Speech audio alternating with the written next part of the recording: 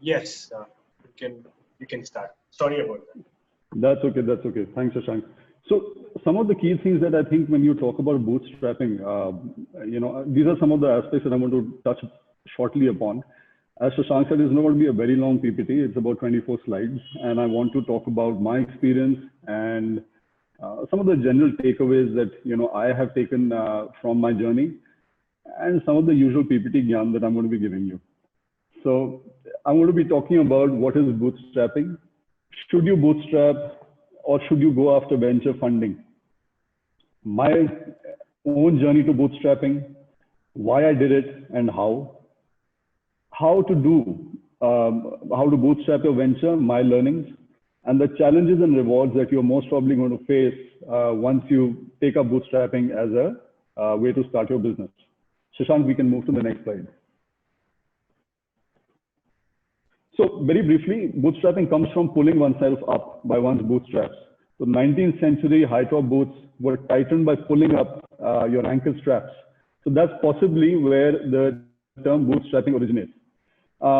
In Thet Hindi Bhasha, when Indians say when you're venturing out into a tough venture, you say kamar kaslo. Bootstrapping is essentially the same thing. So in business, when you're starting a venture without outside help or heavy duty funding, it's generally tough. It requires grit and determination, and therefore you say कि भाई bootstrapping है, कमर कस के आगे बढ़ना है जिंदगी में. So instead of funding, bootstrap companies rely on sweat equity. They rely on customer funding, personal debt, or personal savings to provide the initial capital. So one example is GitHub, which launched in 2008 and was bought by Microsoft for 7.5 billion in 2018 over a 10-year span. This was a bootstrap venture. There are a lot of bootstrap ventures who have been a success, but you have to decide if you're going on this journey, which particular direction you want to take. Shashank, next slide, please.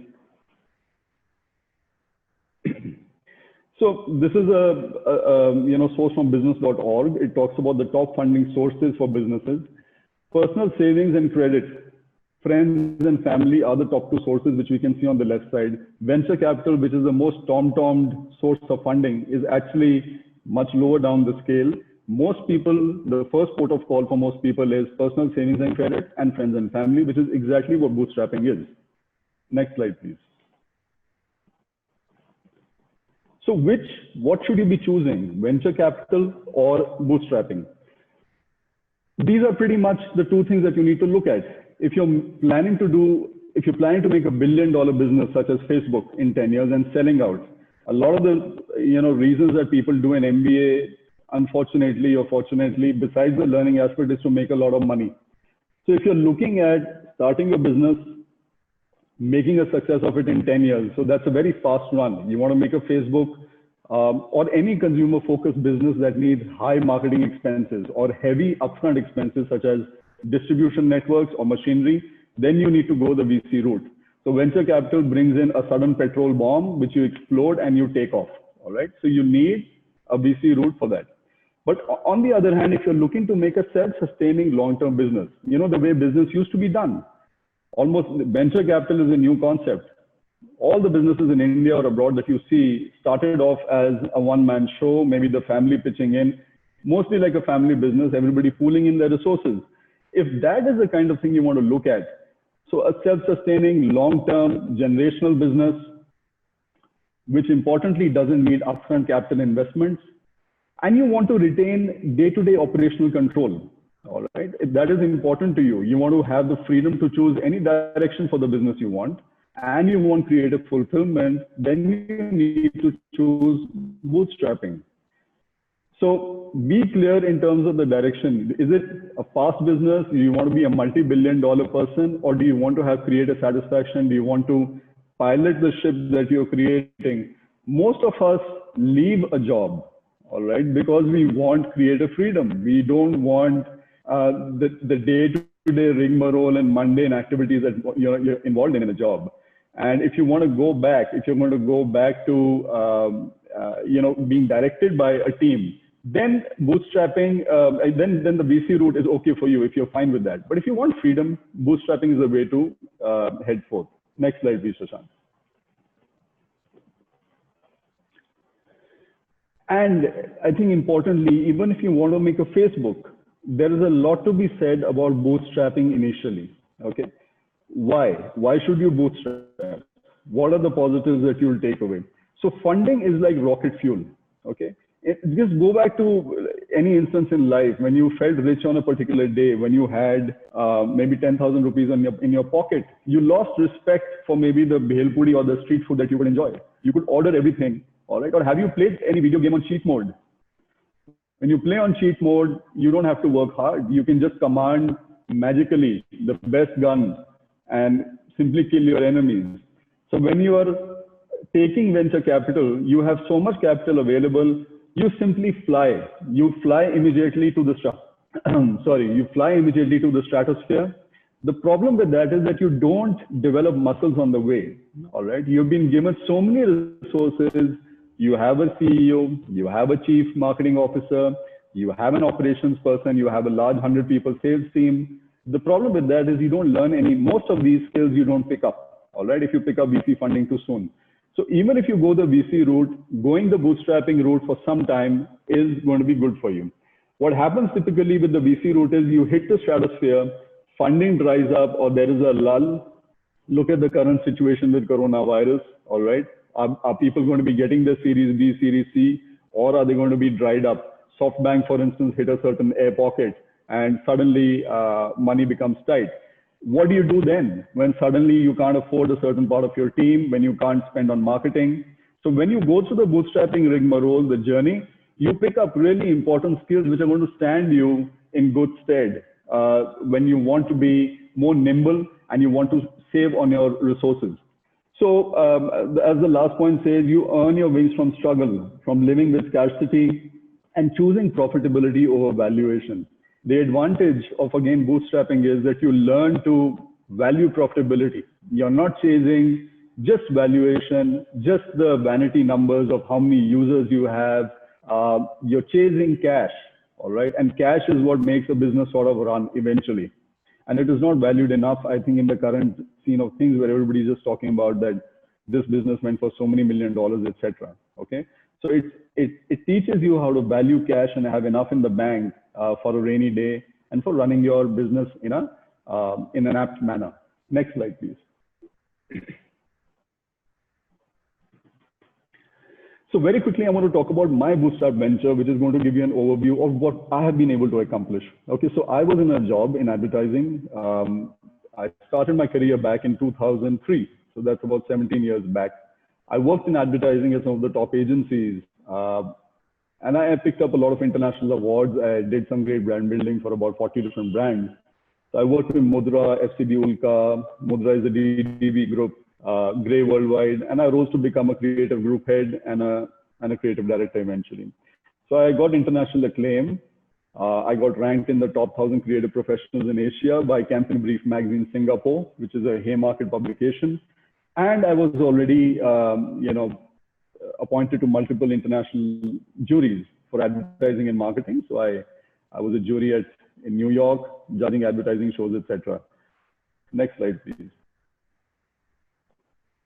But what I felt while I was in advertising, I'd already spent 6 years, is that the world is bigger than just advertising. I mean, you all learn the 4 Ps of marketing, and obviously advertising and promotion is one of them. Marketing is so much bigger.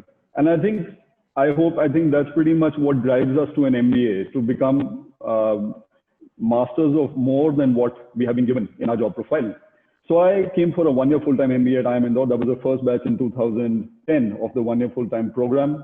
And I also came to a lot of tears in the finance class because I came from a marketing background and I didn't understand stocks and debentures and NPVs. So I remember finance stood for an F for me. I mean, it just stood for failing.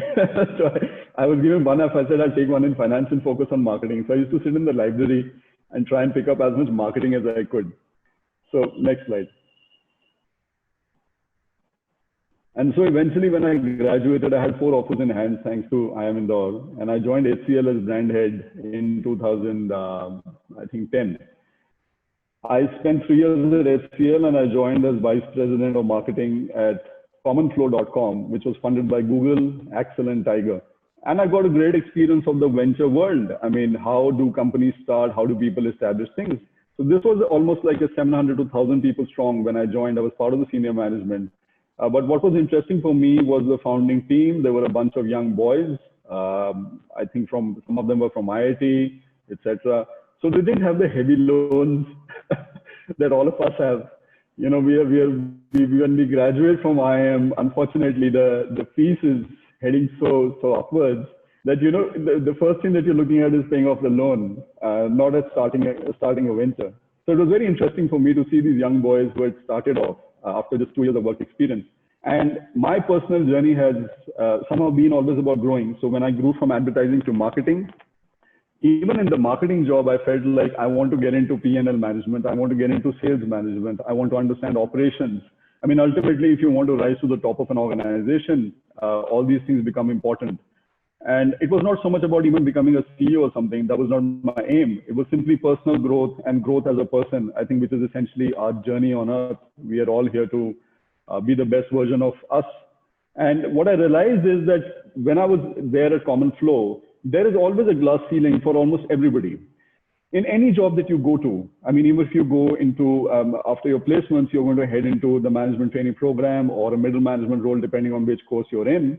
But eventually there is a glass ceiling. So when I was at Common Flow, I said, hey, I want to delve into more things. And I was seen as a marketing expert, and I was expected to more or less perform in that marketing role rather than get into sales, for which there was another expert. So wherever you're going to be, you're eventually going to run into certain speed breakers. And if you want to rise, starting your business for yourself is, I think, the best way to learn everything. There's nothing that you don't learn in a business that you start. So we can go to the next slide. So one thing that I was familiar with was that since I was amongst the first people to do a one-year MBA, this category was not understood. People used to think it's an executive MBA. People used to think that it's a relatively lesser course. I mean, people didn't understand that Europe is entirely one-year MBA courses, whether it's Oxford or Cambridge. And 1 year and 2 year abroad are the same courses. And once you have experience, you do these courses. So typically, this was not understood by people. So I went with a very limited budget. I approached somebody and I said, hey, I need help with the website. And somebody quoted me some 4 or 5 lakhs. And I said, hey, man, I mean, I don't think I can start a business. This looks impossible. And thankfully, I had a friend, and he said that, karte hain, PHP, all these words were new to me. He said, I know PHP. My wife is a developer. Let's all sit together and see what we can do. So WordPress and all these things started coming into my life, and I learned even some basic coding to get started. So we slowly started oneyermba.co.in back in 2014, and it's been 6 years on the journey. And we've been growing our user base and client base over this span. We can move to the next slide, Shashank. So today, oneyermba.co.in is the world's #1 resource for news, analysis, and guidance on one-year MBA and executive management programs. We took a certain niche and we have commanded it over the last 6 years. So we are guiding millions of MBA aspirants in 100+ countries on the career plans. Next slide, please. I'm very grateful to what we have been able to accomplish over the last 6 years. We have worked with almost 50 different brands in UK, France, and India. These include some of the top names such as Cranfield in the UK, IIM Ahmedabad, IIM Indore, SPJMR. So these are all the people that we have engaged with, and it's been a very rewarding journey for us. Next slide, please. So some of the things we have been able to accomplish is, for instance, we helped IIM Lucknow double the batch for the one-year MBA. And, you know, it was a very rewarding thing for us to having accomplished. Next slide, please. We can skip this. We are getting noticed across the world. So this slide talks about being noticed by Cornell, by HEC Paris. The news that we cover makes waves across the world, and it is valued and trusted as a resource for analysis on MBA education. Next slide, please. The journey has been fulfilling for me personally. So we are seen as experts in education, and I've been contributing to various newspapers talking about education. Next slide.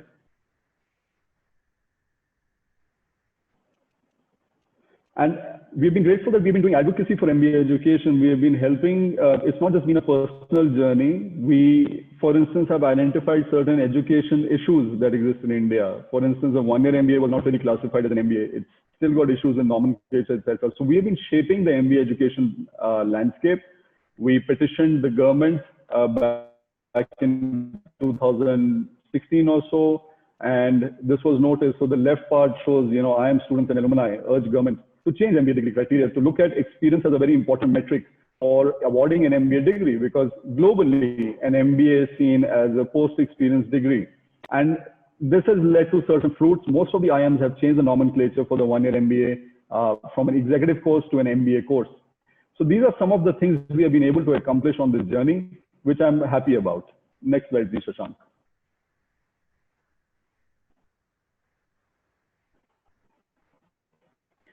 We also entered events back in 2016, and we started holding an annual event which brings together top B schools. So this is a holding of ours in Cyber City, where we hold many of our annual events.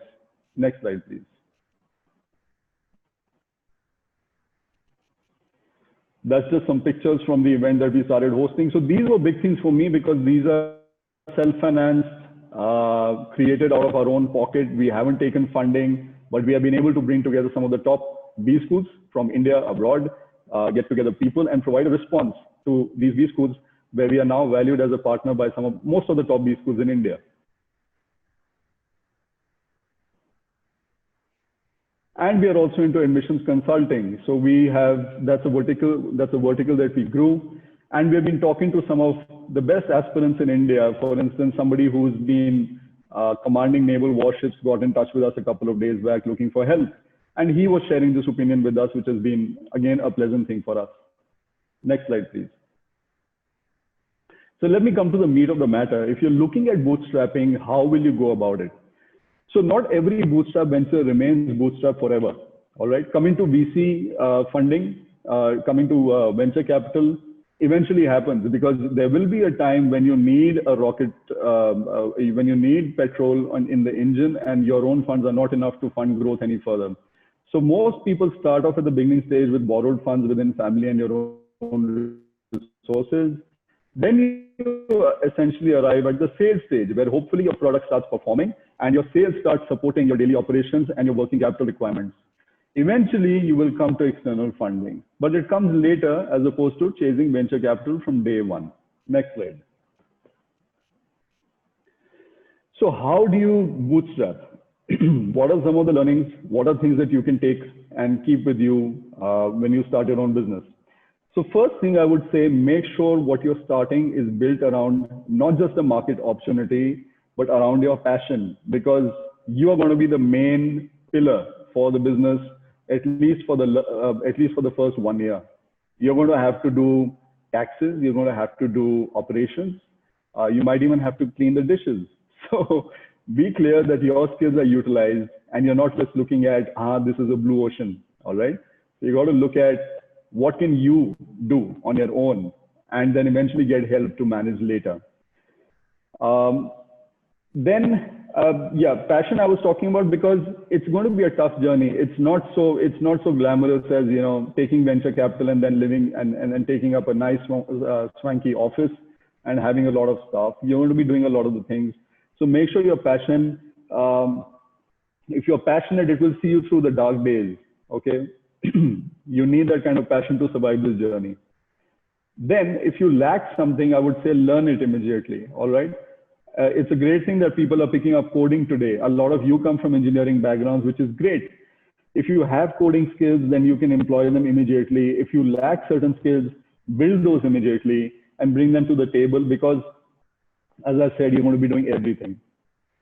The fourth point talks about maintaining a strategic advantage is going to be tough on a limited budget. Okay. So ideally choose a domain that has few competitors and allows you to maintain a competitive advantage for a longer time. Okay. So I would call it a blue pond strategy rather than a blue ocean strategy. Okay. So choosing the biggest business opportunity is not always the game. You might choose a niche. You might choose something that you can own and command for at least the next 5 years without people attacking your turf. The moment they start attacking your turf, you're going to need higher marketing expenses. You're going to need higher sales staff. You're going to need maybe a better office. You're going to need visibility, and all those cost money. All right. Enjoy the journey. This journey is going to be tough. And yes, it's a cliche thing to say, but life is mostly 80% mundane tasks and 20% highly mundane tasks. When you're doing a business, you're not going to be playing golf. Trust me. All these MBA brochures that show that you're going to be like, whizzing and being in a jet set lifestyle, that's mostly not true. So you're going to be doing a lot of work. You're going to be doing more work than you did in a job. All right. So be clear about that if you're choosing bootstrapping. And I would also say that seek help from advisors. All right. You might not be able to access a CEO. You might not be able to access the best developers, but whether in your friend circle, within your network, or you might choose giving a certain sweat equity to an advisor. It could be a 1% or a 2% of your overall options. And get people, they could be eventual angel investors, or they could be people who can just give you, they could be CEOs, they could be, people in your HR network, anybody who can guide you in terms of the skills that you lack. All right. So when I was starting my website, I took help from somebody who knew coding, as I talked about. You might want to look at a co-founder, when we are, it helps you. If you're going to be bootstrapping, I took a certain call of being the sole founder. I have faced challenges because of that. It's not always been smooth. Yes, there are less things to debate about and less things to talk out, and you can take independent calls, but it comes at the cost of not having maybe a developer, maybe a CTO, or maybe having a CFO, people who understand, or maybe a sales guy. Like for instance, I was terrible at sales. I had never done sales in my life. And I was a marketing guy, so I used to be buying things rather than selling. So having somebody as a co-founder can be a great asset. Shashank, next slide, please. Selling always comes first if you're bootstrapping, okay? A lot of us want to create a perfect product, okay? This is not an assignment at IIM Indore. This is the real world. So create an MVP, and even before you have an MVP, start selling, okay? Because when you have funding, you can do TV ads, you can do hoardings, you can do radio ads, you can do everything. But the only thing you have to market your product when you're bootstrapping is you. And people take a lot of time to register anything new. The sales calls that come to you every day from, sir, I'm calling from ऐसा bank, आप ये credit card खरीद लीजिए, ये आपको भी करना पड़ेगा. And people will be as rough with you when you start talking to them. And you'll have to do these calls every day. So the earlier you start, the more options, the more chances you have to get back. I made the first sales for my website after 50 calls to one person. Okay, it took 50 calls to convince somebody, and it took almost 7 to 8 months of constant chasing before that guy said, "Aake mil lo, karte hain kuch." Okay, so learn to sell. It's going to be very important. Also, learn to read between the lines. Okay, this is not going to be an academic venture. It's going to be a street hustle. You have to hustle your way to earning money. So, for instance, the first meeting that I took, the first client told me, "नहीं चलेगा, इसकी जरूरत नहीं है market में, इतने सारे website हैं ये वो." But he also said, "Can I write an article on your website? It will guide your students." Of course, it will guide people, but it also meant that he would get some visibility. So you have to understand what the person is saying and what he actually means. All right, they're often very different things. And persistence is going to be very important. Okay, but you should also know when to count your losses and move. There is no point being Leonardo DiCaprio in the sea, lovingly staring at your business while it sinks, okay? So it's better to be Kate Winslet and keep enough working capital so that you can float, okay, when there's a rainy day. So know when to call it off, know when to save your money, okay? You're going to learn good money after bad, right? This is about that. And I think importantly, don't compare yourself to others. This is what your grandparents would anyway tell you, your parents would tell you, but specifically when you're bootstrapping, you're going to be picking up Outlook and you're going to be seeing, Acha, this guy is being called Entrepreneur of the Year. This guy is getting this much funding. Another guy is talking about, I've got so much visibility. I'm doing so much PR. See, if you want to do that, go for the VC route. okay? But if you want satisfaction of having built something from the grounds up, like a sandcastle on the sea, your own little baby, then bootstrapping is important, and then shut your ears to whatever's happening outside your immediate business, all right? Because if you don't, you're going to make rash mistakes, you're going to invest in the wrong things. For instance, you know, one example that I remember, if you all remember housing.com, right? Are you guys familiar with housing.com? Just nod, right? So I remember that they purchased the domain name. I think they were on housing.co.in. They shifted to housing.com for, I think, $1 million. All right. So that's the kind of decisions that you are able to take when you have funding. But was that the most important thing to do at that point of time? Or was it better to maybe invest in product and marketing? Okay. So don't make rash mistakes and don't compare yourself to not make them. All right. Next slide. So what are the advantages of bootstrapping? I think the biggest advantage is that you are able to do what is right for the business, not what is right for the next quarterly meeting with investors. When you are in an invested business, most of the guys that I've seen or I have in my circle, they are more worried about the quarterly meeting. They have a very fancy dashboard, which runs into like some 100 Excel fields where they're tracking every little thing, you know. So they're tracking, in the terms of a website, they're tracking not just the users, they're tracking page views, they're tracking retention, bounce rates, it's all important, yes. But maybe the most important thing for a business which is bootstrapped is revenue. Any business, I think revenue is going to be very important. And I think that gets short shift. People don't focus on that when they are in a funding environment.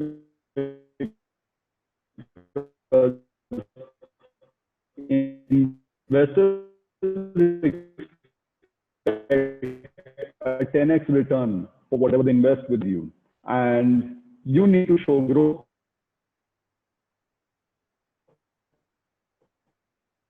What happens is most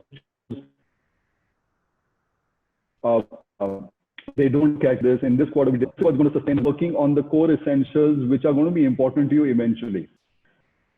You don't have the time, you don't have people, you don't have money. So you're going to focus on the core things that make your business tick rather than distractions, which allow you to, which you can keep alive in a funded environment. Okay. But they are distractions. You also own your business completely. All right. Or within your co-founders, you own it completely. So the typical, thing that people say is that you have a smaller pie of, so your business might be worth, say, $1 million instead of $50 billion, but you have a larger share in that. Okay. What that allows you to do again is maintain control on the day-to-day operations. Okay. So that's what bootstrapping is about. It's not about chasing the big pie. If you're chasing the big pie, go the funding route. It allows you to keep your business. I think I've already talked about this. It allows you to stay true to the vision. So when you start the business, I don't think anyone of us really says, I want to earn this much. I think you have a vision that here is a consumer need, here is an insight that I have in terms of a business that can be created. And that's why you start the business. And when you're in a funded environment, you often lose sight of that. You start pivoting very fast. You start exploring new options because revenue is bad in 1 quarter or 2 quarters. And you say, hey, this is not working. When you're bootstrapped, you can say, yeah, it hasn't worked now, but I think it will work. And you can stay true to whatever thing that inspired you in the first place. It also allows you to, I think, define the culture. I think most of you have already been in jobs. You will head back into jobs. And I think the reason that people leave jobs is because of the organizational culture. People are not happy with their boss. They're not happy with the work hours or the kind of timelines that are there in an organization.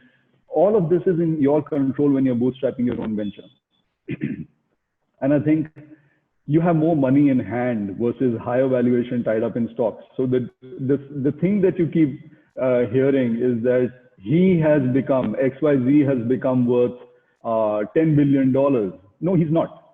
His stake has become worth that much. He can't take out that money. It's not a piggy bank that he can just pick out some money from that. But when you're bootstrapping, you have more control on the finances. And if you want to take out a certain amount of money for your personal needs or for your business needs or for redirecting money to a different thing, you have more access to cash for yourself. All right, we can move to the next, Shashank. Now, the challenges that you're going to face are that survival is going to be a battle, all right, which you're going to be fighting every day. 82% of businesses fail due to a cash crunch. This is as per Small Business Trends. So cash is king. You need to have enough cash in hand, and mostly that's a problem when you're funding on your own resources. You're going to be the CEO, but you're also going to be the chief chaprasi. Okay, so what comes with this route is growth, but also things that you don't like doing. Okay, so as I was telling you, the first sales meeting really shook me up, and I told the guy who was one friend who was coming with me for the meeting, he said, "Man, sales nahi karna, yaar. I don't want to do sales. This is horrible." That guy told me everything that even my father wouldn't have told me. He said, "This will not work. That will not work. This is horrible." So I came back so demotivated. But then he said that, if you keep doing it, you'll get better. So there are pros and cons to both things. Okay. And the third thing I would talk about is death by ops. Okay. Mostly the reason you started a startup with a vision and all, it takes a backseat eventually. You start getting into operational things every day. GST is Zindabad. It comes every quarter. So you need to look at that. They're going to be daily challenges. They're going to be things like, in a job, you can focus, even in an investor-led environment, you can focus on your tasks. Okay. You don't have to look at necessarily sales or hiring. There are people who are going to be doing that. In this, you're going to be doing everything. Hiring itself is a big challenge. Okay. That's something that, you are not able to often hire the best people. You all are going to have big demands the moment placement day comes. You're all going to say, "I want X, Y, Z." So you know what I'm talking about. Okay. So accessing people with the best skill sets is going to be a challenge when you're bootstrapping. It's going to be more draining than a job. There is a constant battle for resources and cash. I think I've already talked about this. And I think the most critical factor when you're bootstrapping is that growth is going to be slow. This is not a rocket ship. This is your own little cycle, which you're going to get on. You can call it a scooter maybe, or a bike at best, but it's not going to be something that you just sit on it and like,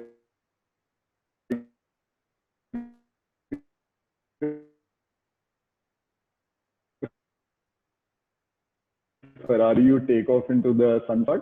Funding. So when you're bootstrapping, understand you didn't chase VC funding, others did. So be clear, it's not going to be a fair fight. Okay, so you should know that before you head on this route. Yeah. Next slide, Shashank. I think we are done with what I had to talk about. Can you just see? Yeah. So I think that sort of summarizes what I know of bootstrapping, and I hope that has been helpful for you and you're able to take certain things from this session. And I'll be happy to take questions from you on any aspect that you want to talk about.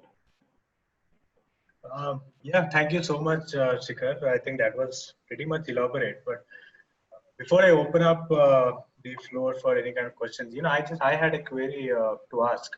It might sound cliched, but the one-year MBA programs in India are always, I'm sure when I'm saying this, most of my EPGP batchmates would agree. They get like they're recipients of step-brotherly kind of treatment. So you are one of us, and coming from our alma mater. So what really motivated you to start something like oneyermba.com? So niche. Yeah, I think pretty much the same reason. So, one thing that irked me was the same thing, that India is evolving, the world is evolving, but our education system still seems to be stuck in the, Stone Age. The course was started, I'm going to talk about this very quickly because I don't think that's the focus of our discussion today, but the course was started with an idea of benchmarking against the best courses in the world. So if you look at Harvard or an Oxford, they need about 4 years of work before you head to B school. And the one-year MBA was trying to do that. There have been some issues with the entire thing, and I think recruiters haven't really understood the value entirely. There has been some not very optimal marketing of the course also. So I said, hey, this is an opportunity, all right? That's a problem. It used to affect me, but I said, hey, there's an opportunity also. And just seeing it as an opportunity helped me turn that around. So I think we have helped so many students go to a one-year MBA course. We have changed the mindset of the media. We have helped change the mindset of students. We have helped be a force for good when it comes to the degree getting its due. So the simple fact that today the degree is getting called Masters of Business Administration instead of an executive MBA, that's great. I think we have been part of that journey. And that is what sort of sparked my entire bootstrapping effort.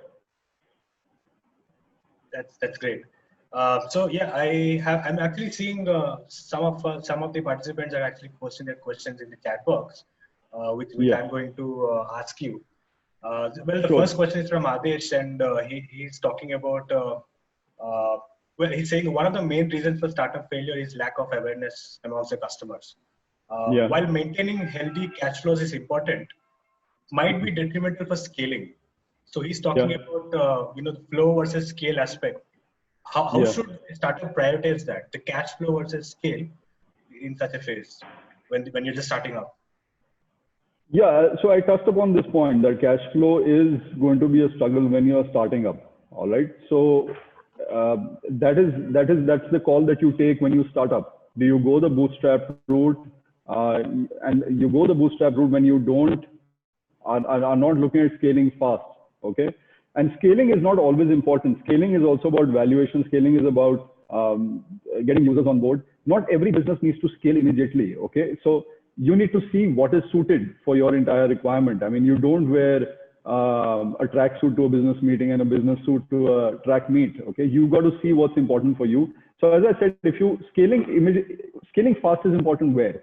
Scaling fast is important most probably in a B2C environment. Okay, you're talking to millions of people, billions of people. All right, but the moment you're talking to a smaller set of people, scaling is not that important. You can scale in a B2B business, for instance, with lesser funds. You can talk to people.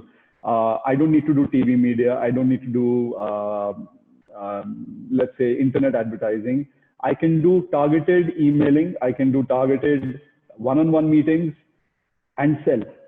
Okay. So if your business allows you to scale relatively fast without external funding, then you do that. But otherwise, you definitely need VC funding.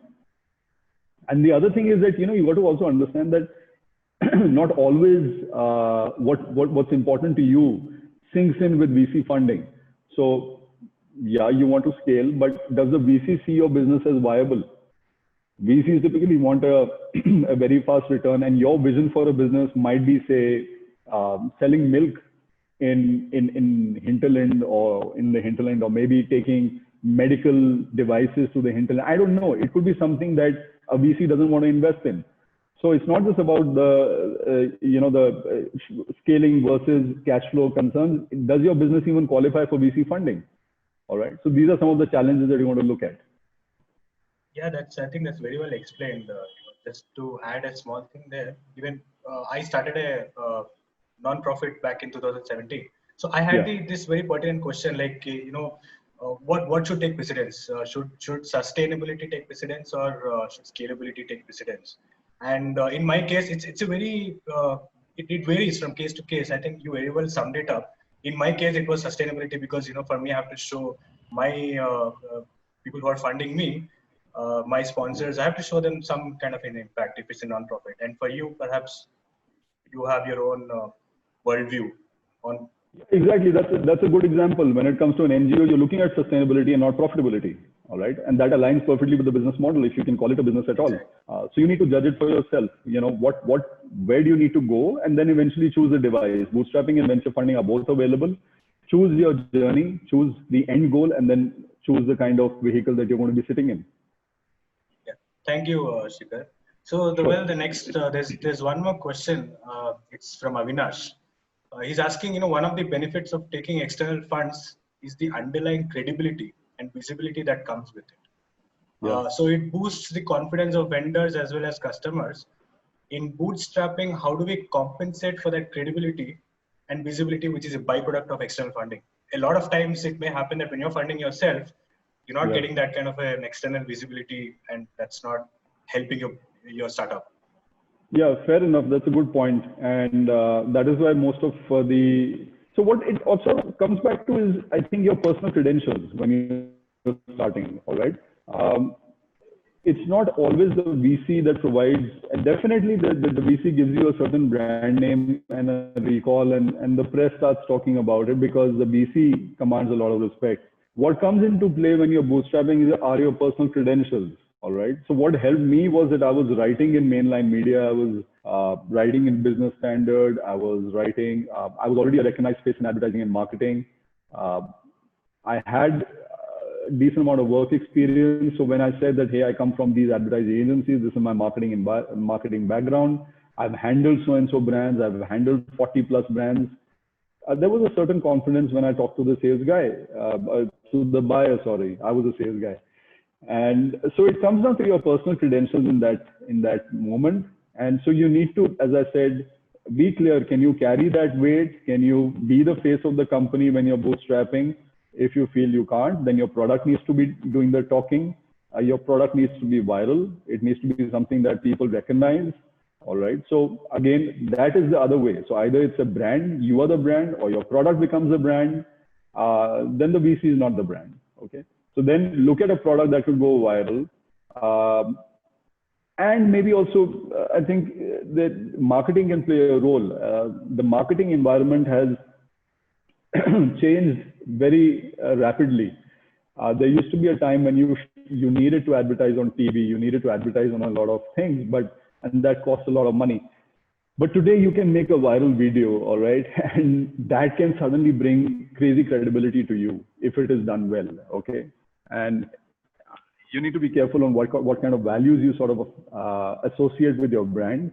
But if you do good marketing on a budget, sometimes you can hit a gold mine and you become recognizable immediately. So a lot of the YouTubers you see today, they're doing content marketing. Content marketing, I don't know how many of you are familiar with. Content would mean that you express your expertise in the form of either videos or blogs, etc. And that allows people to see your expertise in a certain area. So if you are all interested in digital marketing, for instance, there is a guy called Neil Patel who is an SEO guy, all right? And I think before he took funding, he started his own ventures, and he has done pretty much word of mouth marketing. He has come across as a face of search engine optimization. And I think that's where he gets his credibility from. All right. So credibility is important. That's a great point. But where you get it from changes in a bootstrap venture. Yes. Thanks for explaining that. I think you would have had personal experience because you bootstrapped your own startup. I think it really helps when you speak from your own experience. And I hope Avinash got his answer. Well, Ayush has a question. I request Ayush to perhaps unmute himself and ask the question directly. Yes, Ayush. Hey, Surya, thank you. Hi, Shikhar, this is Ayush. I'm from the EPGP 16-17 batch. Hi, Ayush. Hi. And first of all, thank you for, taking time out and sharing your experience with us all. It's been so helpful. I have personally visited your website when I was planning of doing this one-year MBA, and that's when I, came to know about the one-year MBA website, and I found it to be super helpful. Has really helped me then make a decision. So that was great. Shikhar, I have a question. I have actually 3 questions which are on the same theme, and because you're a founder, you would have thought about this, so you'll give me the actual ground level answer about this. And this is around stock options. So you were mentioning about, if you want to give away sweat equity, 1%, 2%, you can think about and give it to get a good co-founder. My question is, what should that 1%, how many stock options should that 1% equity comprise of? That's the first question. Second one is there a thumb rule to determine that, within that 1%, how many stock options should be there? And the third one is, how did you go about deciding, what should your 1% comprise of? I don't want the numbers, just like your philosophy on that. Okay, fair enough. I really am not the best person to answer this, Ayush, but I'll do my best. Okay. I personally chose not to dilute my ownership. Okay. I did take on certain advisors, but my compensation was built up differently. When it comes to stock options, honestly, it's a very confusing topic. Okay. I never understood it very well, and when I come to it, I will come to it. But telling you, I mean, simply when you're running your own show, there are so many myriad things. Whatever is not in your immediate worldview sort of takes a backseat. Okay, so 1%, 2% comes from the general thumb of rule. I'm not an expert on this. You will need to possibly engage a lawyer or a CA who will be able to guide you on how many stocks do you really go for. It has completely to do with the kind of initial working capital that you bring to the table. All right. And there would be a certain face value to the shares that you assign. So if you start your business with 20 lakhs, you assign a certain face value, and then you eventually decide these are the kind of stocks that I will have. And then you go about, distributing a certain share to whoever you want to. All right. But I really don't have a very, detailed perspective on this. The basic idea is that you don't want to lose too much too soon. Okay. 2% to the advisor, you might engage 2 or 3 advisors, you give a certain share. You want to keep enough for raising funds eventually when you need to, while retaining control. And there can be other things that you need to, there could be angel investors that you might eventually give certain shares to. So keep enough for yourself. That's where the 2% and 3% comes from. Okay. All right. Sorry, I'm not able to give you a very detailed answer on this. No, but this is fine, because this is a honest dilemma which every founder faces, and I'm sure at the time when you go and think about IPO and all, this question will hit you, and probably then you will come up. Oh, I would love to IPO. I don't think I'm headed that route. IPO again it's a completely different journey. Okay, when you talk of IPO, you're talking about billions of dollars. You're looking at building a huge user base. My personal idea of starting a business, and that's why it aligned with my personal philosophy, was to build something that engages me creatively. I do not see myself necessarily happier by driving a Rolls Royce tomorrow. I don't think my personal happiness lies in that. I don't see myself necessarily stressing and fretting. And, have you seen the recent Mark Zuckerberg video where he's giving a testimony to the US conference? Yeah, all those 4 people in front of Congress. He looks so stressed out. Yeah. I mean, if you want to do that, yes, chase venture capital. But my journey was more about doing something that makes me happier. I didn't want to be in a job, and therefore it aligned with my personal values. And I think, let me talk about this.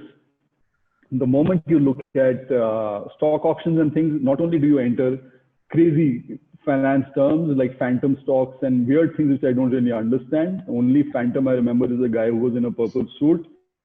You will also have to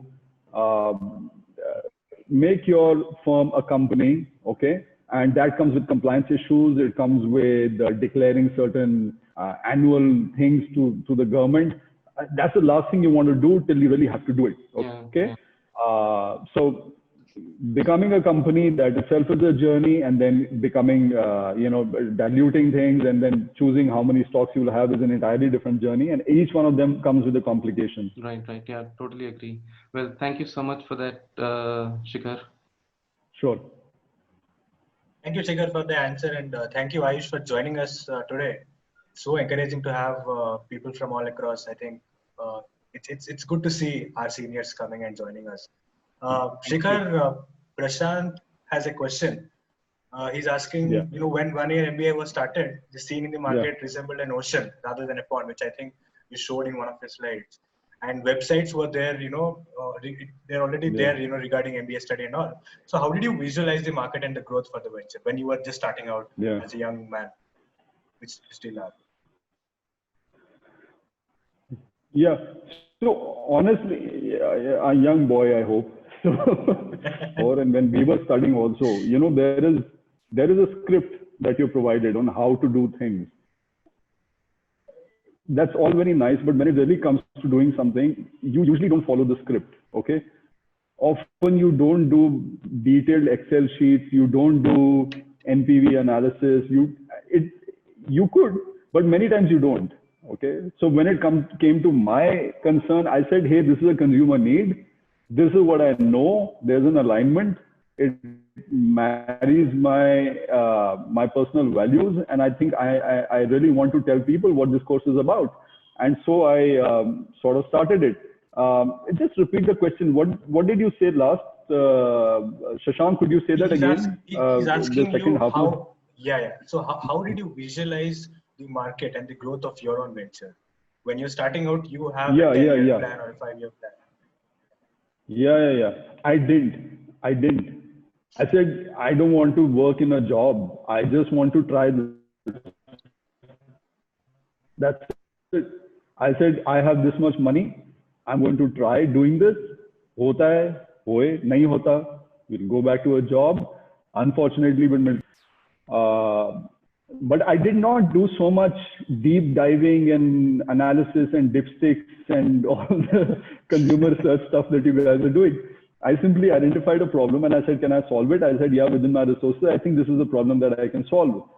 If the problem is too big or the market is too big, I couldn't do it with my personal funds. All right. So I was okay. I said, the market is not too big right now. Okay. I can get in early. The problem with getting in early with a market that is not fully developed is that the market is not fully developed. So there are not enough opportunities to sell. While there might be consumer interest, there might not be customer interest. All right. So you want to go to B schools, you want to sell. Maybe they're too early in the product life cycle. Their product is too young and they say, I don't want to invest in marketing right now. But the problem with entering at a late life cycle is that you enter when the market is already mature. So when you try and bootstrap in a mature market, I think BCG matrix I think might be relevant here. I've forgotten it now. But when you try and enter, somewhere on the top right corner when the market is maturing and the curve is slowly going down, the PLC curve, if I remember. Yeah. Then the problem is that yes, there are customers. People want your product, but the competition is so high that you are then not able to utilize your personal funds to create a venture which has some share of voice in the market. So there will be a certain sweet spot where you enter. Now, because we entered early, there was a struggle. I used to take so many meetings telling these schools that this course is not understood. And they used to tell me, hey, we already have a brand name. And I used to tell them, but this product, the course that you're running is a variant. It is not yours. It's like, for instance, let's say Maruti. If Maruti launches a bike tomorrow, I don't know what the consumer journey or the consumer perception for the bike is going to be. It's a new thing. All right. But B schools, despite being businesses, were not identifying this. They said, "Nahi, hamara naam is understood. Everybody knows about our B school. Why will this product not sell?" So it took me a lot of time to explain that. That was, something that occupied me. And when I say blue pond, that's essentially what I mean. That blue ocean strategy, which you guys are all going to be learning about, is to identify a new thing that other people are not doing. But blue ocean says identify, something the size of the Pacific Ocean. But how are you going to manage that size of an opportunity with a little sailboat? You can go, commanding the Pacific Ocean when you have a submarine and you have warships and you have an aircraft carrier. But when you're choosing bootstrapping and when you're choosing a certain niche, choosing a certain niche allows you to be the king of a certain niche, and therefore the blue pond. Yeah. Thank you for that answer, Shikhar. I hope Prashant found his answer. Well, in the interest of time, there are a couple more questions. Sure. I'm going to condense the second question for you, which Yeah. I'm going to ask at the end. And I think Adesh has a question before that. Adesh, if you can just unmute yourself and ask it, that'd be great. Yeah, first of all, thanks, Shikhar, for this very good presentation. I really enjoyed this entire thing. I just wanted to understand a bit about this blue pond strategy. For example, right now I'm assuming that maybe there are no competitors coming in because of the small size of the market. But if you were to kind of bootstrap, and if a large competitor, large horizontal comes in, like the idea of the corollary to that would be this large e-commerce horizontals coming inside e-grocery and so on, these other verticals over there. How do you kind of bootstrap and yet differentiate your offering? Do you have any idea or experiences around that? So when you actually say blue pond, see, I said I have a trademark on it. So if you use it in your, please, it's copyrighted now. So please refer to me in your papers. Yeah. So what I mean by blue pond, I think initially is that I think it assumes that the market is small. Okay. Now, if an elephant decides to enter the market, there's nothing you can do about it. Okay. That's just the way life works. Okay. But as of today, at a certain point in time, is this a big market or a small market? And do you have the tools to command this market is essentially what I mean when I say a blue pond sort of a strategy. So I really don't know that, if a big player comes in, like what is happening right now. Okay. So in my personal network, there is somebody who started off with an events platform, okay, an online events platform. And I was chatting to him a day back. It was relatively a small market. Okay. It's coming up. I don't think it qualifies as a pond. It was still an ocean. But let's just take the understanding that here is a market that you identified, and you saw it as something that you could command with your team of 2-3 people and your resources. They started off and they were actually facing a bit of a problem with traction. Selling takes time, and then COVID hit. And the moment COVID hit, suddenly online events really took up. I mean, really zoomed in terms of demand. So that was a positive for them. But the negative was that suddenly every player in the market is looking at online events. So Facebook, Google, there was news yesterday of Facebook entering online events. They're already Google, Microsoft, LinkedIn, all these guys are looking at online events suddenly. So what is a blue pond today, as I put it, could be a blue ocean very soon. And that's just a fact of life. Things are ever evolving. And I don't think you're going to have a competitive advantage always. It's simply about choosing, as of now, something that gives you a sustainable competitive advantage for maybe a year or two, by when hopefully you will be in a stronger position to be able to withstand an attack the moment some bigger competitor comes in. Mm-hmm. So if I were to just kind of tie it off and say that the blue pond versus the blue ocean, what the main principle behind it is the total addressable market or the total adoption that is coming in. Would that be a good way of kind of differentiating? Yeah, pretty much. I mean, pretty much. Blue ocean would refer to a big market which is unaddressed, and I'm talking about a smaller opportunity, a niche which is unaddressed. So that's what a blue pond for me would be, and the deciding factor would be: what all resources are available in your toolkit? If you have $500, then you choose popcorn. I mean, if you have 1 million rupees, you can eat the best meal that you want. So you choose the market, you choose your area of expertise, what kind of market you want to address on the basis of your resources. Sure. Thanks. This was quite helpful. Sure. Thanks, Adesh. Thank you. Shikhar, just slightly deviating from the topic. It's an interesting question though, and it concerns a lot of us. That's why I'm asking this. Technically, MBA is only awarded for a program that admits students with 2 years program. That is like, for example, the 2 years program in India also admits students with almost less than a year of experience. Yeah. And whereas you look at the 1 year program, that is for the experienced people. So there's a segmentation between these two kinds of programs. So since you're working in that field, do you see that kind of a clarity coming in the near future? Are people recognizing the 1 year MBA? Yeah, I think that has been understood. People are understanding it. It's not going to happen overnight. India is such a slow country when it comes to change. I mean, just the fact that we have a 1 year MBA course is big news for me, because it allows people to focus on a career before they decide on an MBA, which is, I think, a mess in India. People are becoming MBAs before they even know what they want to do with their life. And that, I think, is a huge problem. I think awareness is coming up. Shashank, just repeat again what you said about awareness. What did you say?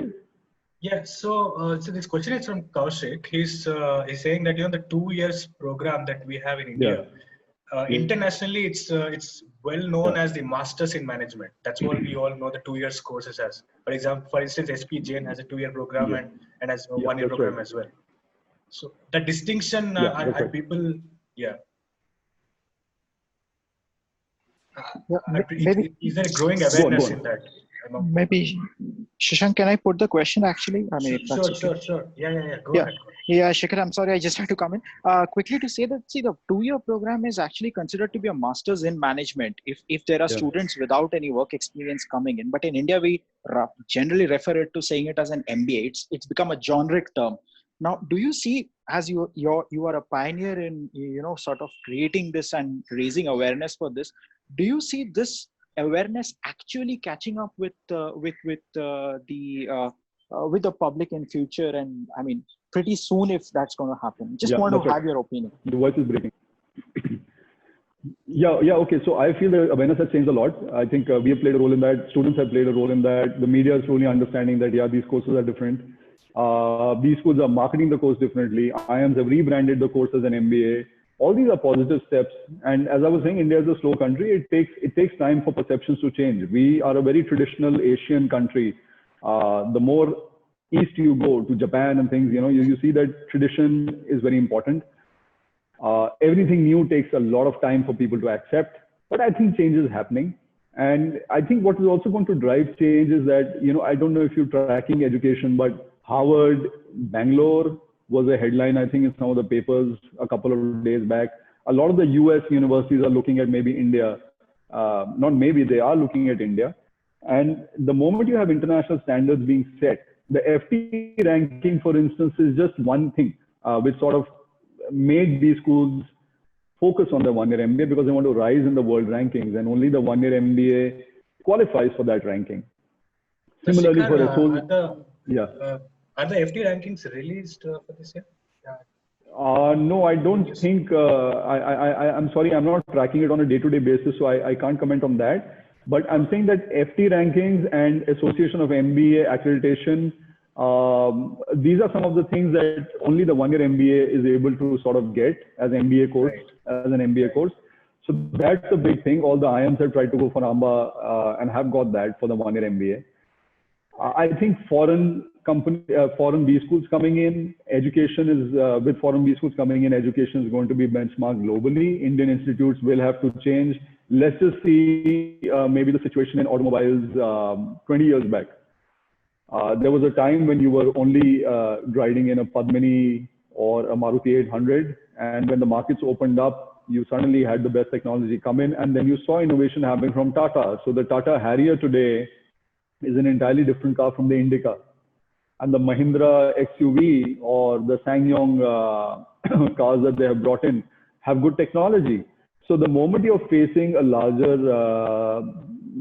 competition base and who are bringing in the best technology so that with the best know-how and the best benchmarking in terms of students that they take, eventually I think Indian education will have to evolve. And I think that's already happening. Right.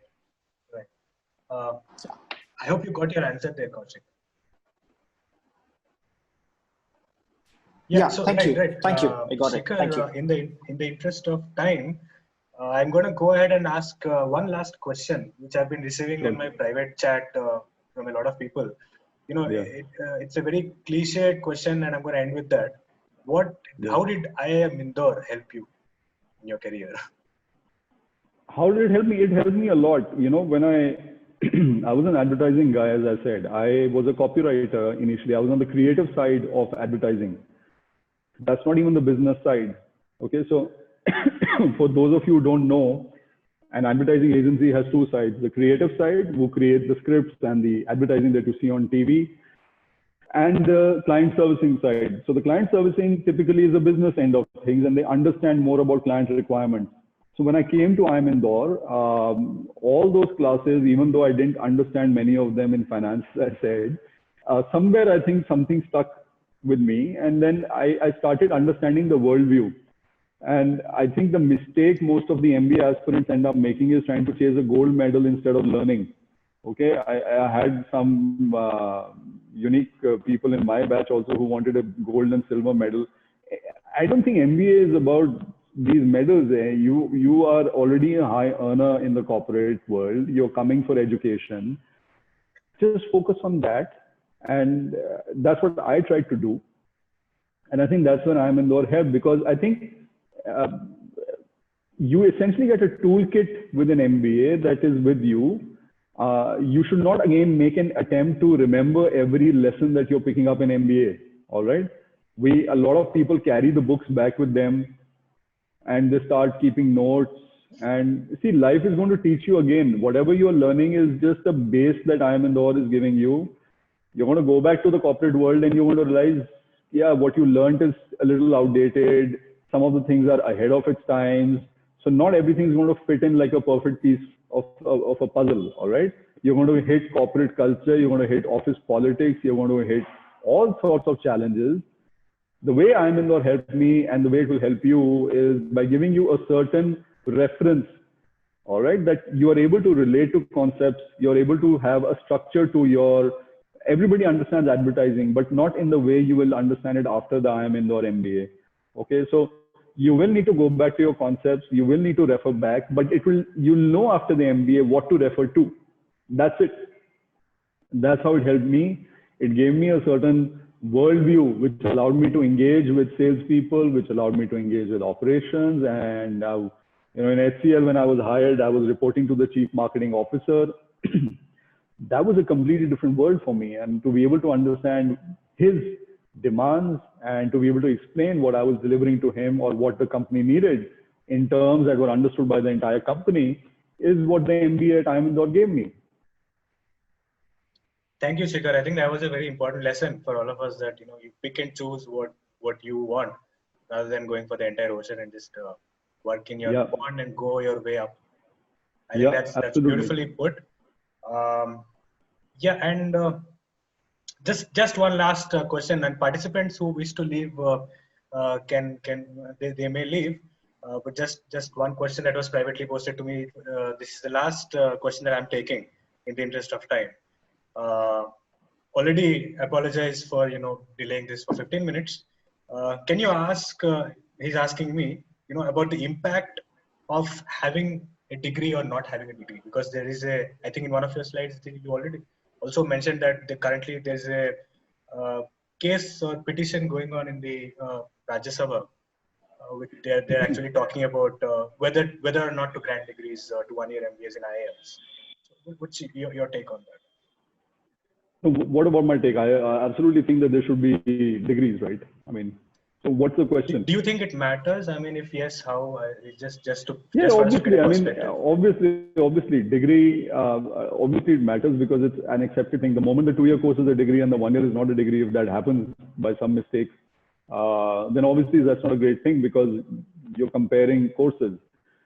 The learning that you take away is going to be the same, but as I think it kind of harks back to the same question. When you're bootstrapping, what credibility do you bring to the table? I told you it's the credibility of your own name, of your network, of your product.